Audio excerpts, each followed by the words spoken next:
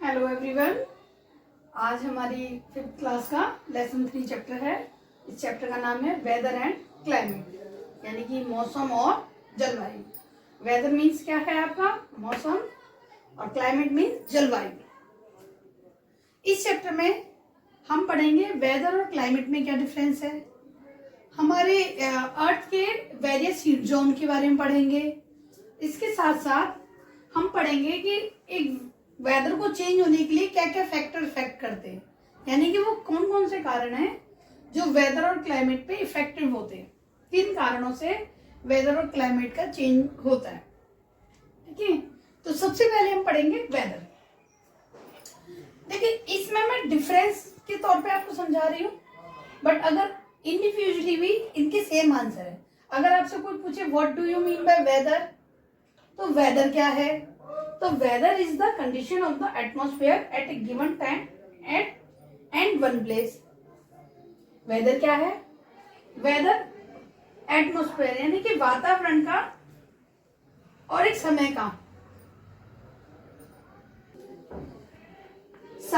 और स्थान का एक स्थिति है जो वहां के वातावरण पे डिटरमाइन करती है। यानी कि मौसम क्या है, मौसम उस स्थान की स्थिति के अनुसार एक गिवन टाइम में, एक निश्चित समय में या प्लेस पे अलग अलग हो सकती है। जैसे कि ऐसा भी हो सकता है, वेदर क्या है, डे टू डे हमारी टेम्परेचर जोन है, यानी कि हम उसे दिन प्रतिदिन भी चेंज हो सकता है, आवर टू आवर भी चेंज हो सकता है। जैसे कि रेनी डे, सनी डे, यानी कि हम ये कह सकते हैं कि अगर एक रेनी डे है तो आप ये नहीं कह सकते कि पूरे दिन क्या है, सुबह अच्छी वाली धूप निकल रही है, बहुत अच्छा सा सनी सीजन हो रहा है, और मिड टाइम में या फिर इवनिंग टाइम में आप देखोगे क्लाउड्स हो गए, क्लाउड होने के बाद क्या हुआ, ब्रिंग रेन हुई, रेन के बाद क्या हुआ, हमारे वेदर में परिवर्तन आ गया।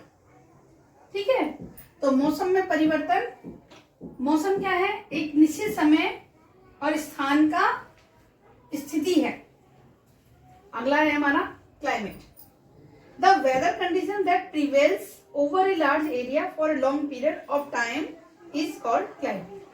क्लाइमेट क्या है, हमारे मौसमी स्थिति है जो एक लंबे समय तक और एक लंबे एरिया पर रहती है, एक लंबे समय में, और उसको हम क्लाइमेट कहते हैं। जैसे कि क्लाइमेट में हमारा क्या है, समर, आप देखते हो समर सीजन 3-4 महीने के लिए रहता है, अप्रैल से लेके जुलाई तक आप मान लो, या जून तक मान लीजिए रहता है। फिर उसके बाद रेनी भी आता है, एक लॉन्ग पीरियड चला है।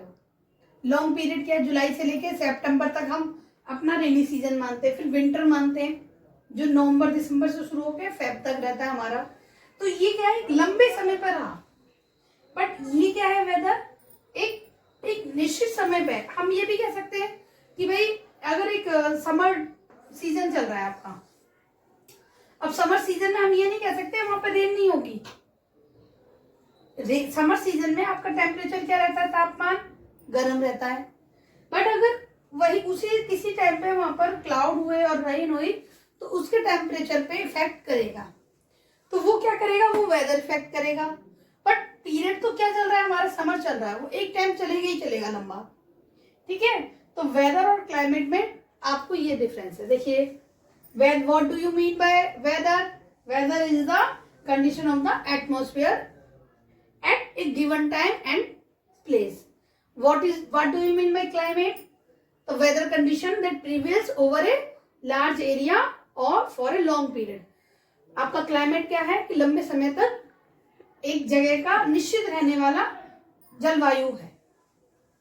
अब डिफरेंस पूछ ले तो डिफरेंस में अगर आप देख लो तो एक रेनी डे का आप एग्जांपल दे सकते हो, और डिफरेंस में आपको समर सीजन का भी। ठीक है, तो आई थिंक सो आपको वेदर एंड क्लाइमेट के बारे में पता चल गया होगा। स्टार्ट 3-4 महीने के लिए रहता है, अप्रैल से लेके जुलाई तक आप मान लो, या जून तक मान लीजिए रहता है। फिर उसके बाद रेनी भी आता है, एक लॉन्ग पीरियड चला है। लॉन्ग पीरियड क्या है, जुलाई से लेके सितंबर तक हम अपना रेनी सीजन मानते हैं। फिर विंटर मानते हैं जो नवंबर दिसंबर से शुरू होकर फेब तक रहता है हमारा। तो ये क्या है, एक लंबे समय पर रहा। बट ये क्या है, वेदर एक निश्चित समय पे। हम ये भी कह सकते हैं कि भाई अगर एक समर सीजन चल रहा है आपका, अब समर सीजन में हम ये नहीं कह सकते वहां पर रेन नहीं होगी। समर सीजन में आपका टेम्परेचर क्या रहता है, तापमान गर्म रहता है। बट अगर वही उसी किसी टाइम पे वहां पर क्लाउड हुए और रेन हुई तो उसके टेम्परेचर पे इफेक्ट करेगा। तो वो क्या करेगा, वो वेदर इफेक्ट करेगा। बट पीरियड तो क्या चल रहा है हमारा, समर चल रहा है, वो एक टाइम चलेगा ही चलेगा लंबा। ठीक है, तो वेदर और क्लाइमेट में आपको ये डिफरेंस है। देखिए, what do you mean by weather? Weather is the condition of the atmosphere at a given time and place. What do you mean by climate? The weather condition that prevails over a large area or for a long period. आपका climate क्या है कि लंबे समय तक एक जगह का निश्चित रहने वाला जलवायु है। अब डिफरेंस पूछ ले तो डिफरेंस में अगर आप देख लो तो एक रेनी डे का आप एग्जांपल दे सकते हो और डिफरेंस में आपको समर सीजन का भी। ठीक है, तो आई थिंक सो आपको वेदर एंड क्लाइमेट के बारे में पता चल गया होगा। स्टार्ट। हेलो एवरीवन, हम last lesson 3 weather and climate पढ़ रहे थे। उसमें हमने वेदर और क्लाइमेट के बारे में बताया। अब हम बताएंगे आपको इस समय factor that effect the climate. वह क्या कारण है जो क्लाइमेट को यानी जलवायु को इफेक्ट करते हैं, परिवर्तित करते हैं। तो सबसे पहला है हमारा लैटिट्यूड और डिस्टेंस फ्रॉम द इक्वेटर, यानी कि जो हमारे इक्वेटर से दूरी जितनी होती जाएगी उसके अकॉर्डिंग भी टेम्परेचर में या क्लाइमेट में चेंज होता जाएगा। देखिए, इसको मैं एक डायग्राम के थ्रू आपको समझा रही हूँ। ये सन है और ये हमारी अर्थ है। आप सबको पता है कि सन हमारी स्पिनिंग यानी कि रिवॉल्यूशन के थ्रू सूर्य की परिक्रमा करती है। सूर्य अपनी जगह पे रहता है, जिस जगह पे सूर्य की सीधी किरणें जाती हैं। देखिए, ये है इक्वेटर 0 डिग्री। यहाँ पर क्या होता है, सूर्य की डायरेक्ट किरणें जाती है। तो यहाँ इस जगह पे ऑलवेज क्या होगा, टेम्परेचर अधिक मिलेगा, आपको तापमान जो है अधिक मिलेगा। जैसे ही हम इक्वेटर से दूर जाएंगे, देखिए सन की किरणें क्या है, इक्वेटर पे सीधी जा रही है, वर्टिकल जा रही है, बिल्कुल स्ट्रेट। जब हमें सीधा कोई प्रकाश मिलेगा तो वह स्थान अधिक गर्म होगा। इसके बाद ये देखिए, ये इधर वाली किरणें जो हैं वो स्लैंट में जा रही हैं, यानी कि सूर्य की किरणें यहाँ पर कम पहुंच रही हैं। तो इस जगह का तापमान क्या होगा, कम हो जाएगा। जितनी ऊंचे ऊपर तक चले जाएगा, स्लैंट जाएगी लाइन, किरणें जाएंगी, उतना ही वहां पर कम तापमान मिलेगा, चाहे वो अपर आप मान लो या फिर नीचे। तो सन की रेज जो है वर्टिकल पड़ने के कारण इक्वेटर के पास तापमान जो है अधिक पड़ता है। और जो एरिया यानी इक्वेटर से दूर है और सन की किरणें जहां पर सीधी नहीं पहुंच रही यानी कि तिरछी पहुंच रही हैं, वहां का तापमान कम आपको मिलेगा। सेकंड है आपका एल्टीट्यूड्स और height above the sea level, यानी कि हम देखेंगे समुद्र तल से हमारी जितनी जितनी ऊंचाई होगी वहां पर टेम्परेचर जो है डिक्रीज मिलेगा। आप समुद्र के पास का अंतर, तापमान का अंतर और माउंटेन रीजन में अंतर आप जाओगे तो आपको खुद ही देखने को मिल जाएगा। जैसे कि नैनीताल, मनाली, शिमला, ये इन जगहों पर आपको तापमान जो है कम मिलेगा। क्यों मिलेगा, क्योंकि ये समुद्र से ऊंचाई पर स्थित है, यानी कि समुद्र तट की जो लेवल है उससे ऊंचाई पे, जितना ऊंचाई पे होगा उतना ही कम तापमान यहाँ पर देखने को मिलेगा। नेक्स्ट है हमारा डिस्टेंस फ्रॉम द सी, यानी सूर्य से समुद्र से भी दूरी। किसी स्थान की समुद्र से दूरी होगी, वहां का टेम्परेचर, तापमान भी प्रभावित होगा। यानी समुद्र भी किसी जगह के तापमान को प्रभावित करने का एक प्रमुख फैक्टर है।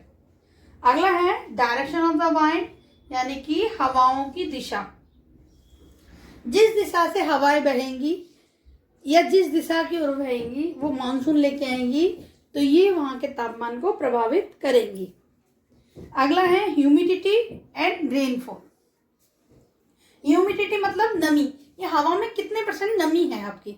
हवा में नमी की अधिकता होने के कारण वहां का तापमान सघन होगा और जितनी अधिक वहां पर रेनफॉल होगी वहां का मौसम भी उसी के अकॉर्डिंग ठंडा या फिर गर्म हो सकता है। तो हमारे जो फैक्टर्स थे जो क्लाइमेट को इफेक्ट करते थे वो है लैटिट्यूड और डिस्टेंस फ्रॉम द इक्वेटर, यानी कि इक्वेटर भूमध्य रेखा से दूरी।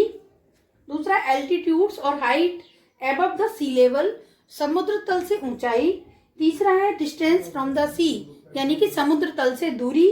चौथा है हमारा डायरेक्शन ऑफ वाइंड, यानी कि पवन की दिशाएं। और अगला है पांचवा ह्यूमिडिटी एंड रेनफॉल, यानी कि नमी और वर्षा, यानी सूर्य से समुद्र से भी दूरी। किसी स्थान की समुद्र से दूरी होगी, वहां का टेम्परेचर तापमान भी प्रभावित होगा, यानी समुद्र भी किसी जगह के तापमान को प्रभावित करने का एक प्रमुख फैक्टर है। अगला है डायरेक्शन ऑफ द वाइंड, यानी कि हवाओं की दिशा। जिस दिशा से हवाएं बहेंगी या जिस दिशा की ओर बहेंगी वो मानसून लेके आएंगी, तो ये वहां के तापमान को प्रभावित करेंगी। अगला है ह्यूमिडिटी एंड रेनफॉल। ह्यूमिडिटी मतलब नमी, ये हवा में कितने % नमी है आपकी। हवा में नमी की अधिकता होने के कारण वहां का तापमान सघन होगा, और जितनी अधिक वहां पर रेनफॉल होगी वहां का मौसम भी उसी के अकॉर्डिंग ठंडा या फिर गर्म हो सकता है। तो हमारे जो फैक्टर्स थे जो क्लाइमेट को अफेक्ट करते थे वो हैं लैटिट्यूड और डिस्टेंस फ्रॉम द इक्वेटर, यानी कि इक्वेटर भूमध्य रेखा से दूरी। दूसरा एल्टीट्यूड्स और height above the sea level, समुद्र तल से ऊंचाई। तीसरा है डिस्टेंस फ्रॉम द सी, यानी कि समुद्र तल से दूरी। चौथा है हमारा डायरेक्शन ऑफ वाइंड, यानी कि पवन की दिशाएं। और अगला है पांचवा ह्यूमिडिटी एंड रेनफॉल, यानी कि नमी और वर्षा।